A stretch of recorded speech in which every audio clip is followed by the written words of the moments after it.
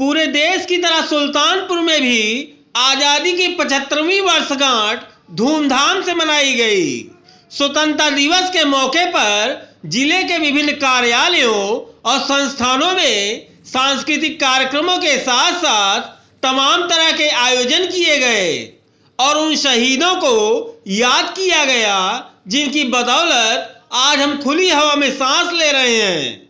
इसी कड़ी में रुद्र हेल्थ केयर और इंफ्राटेक प्राइवेट लिमिटेड संस्थान में भी धूमधाम से आजादी की वर्षगांठ मनाई गई। इस मौके पर राष्ट्रीय मृतक संघ के राष्ट्रीय अध्यक्ष ने ध्वजारोहण कर अपना इतिहास लोगों के समक्ष रखा। दरअसल ये मामला है कूड़ेभार ब्लॉक के भीटौरा गांव का। इसी गांव में Rudra health care and infra private limited के नाम से पैरा मेडिकल शैक्षिक संस्थान है।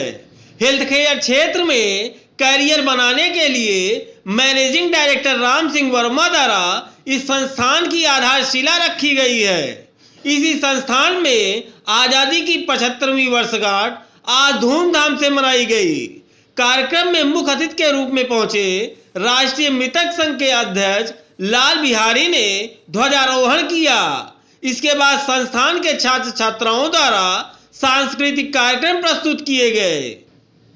इस दौरान लोगों को संबोधित करते हुए मृतक संघ के राष्ट्रीय अध्यक्ष लाल बिहारी ने अपनी आप बीती लोगों के समक्ष रखी और बताया कि कागजों में मृतक घोषित होने के बाद भी कैसे उन्होंने सिस्टम से सालों लड़ाई लड़ी, तब जाकर उन्हें जीवित होने का दर्जा मिल सका।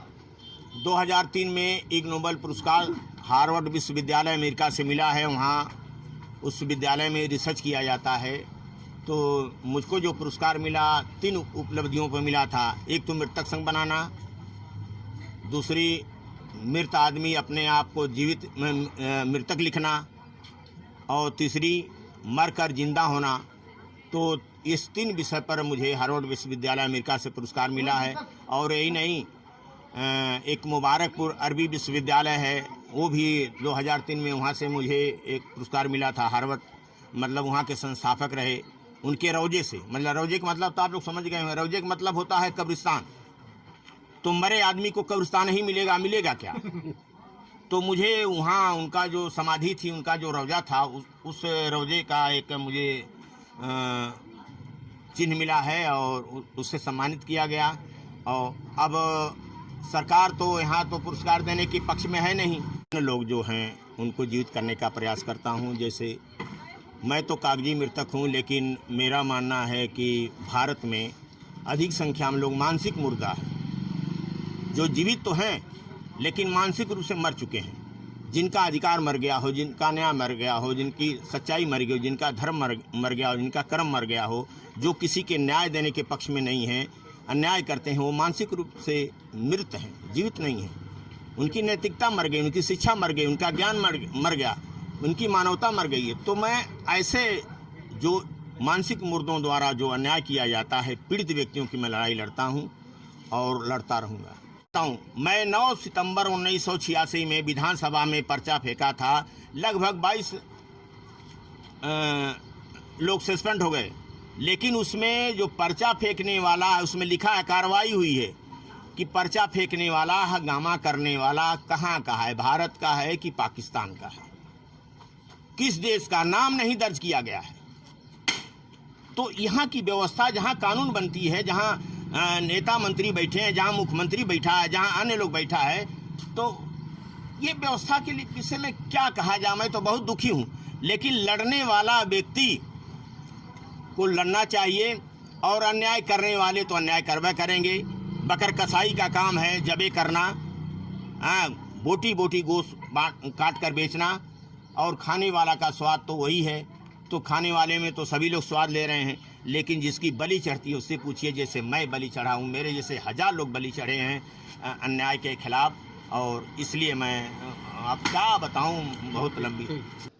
वहीं कार्यक्रम के आयोजक राम सिंह वर्मा की माने तो लाल बिहारी को मुख्य अतिथि के तौर पर बुलाने का उद्देश्य यही था ताकि लोग उनकी जीवनी से रूबरू हो सकें और किसी भी परिस्थिति में हार न माने। मेरा नाम राम सिंह वर्मा है। इस संस्थान का मैं प्रबंधक हूँ। यहाँ पे पैरामेडिकल के स्टूडेंट्स पढ़ते हैं। मेडिकल साइड की सारी पढ़ाई है और आज ये 15 अगस्त का जो प्रोग्राम है हर कॉलेज में वैसे भी होता है, आप लोगों को जानकारी है। और इस स्वतंत्रता दिवस पर मैंने चूँकि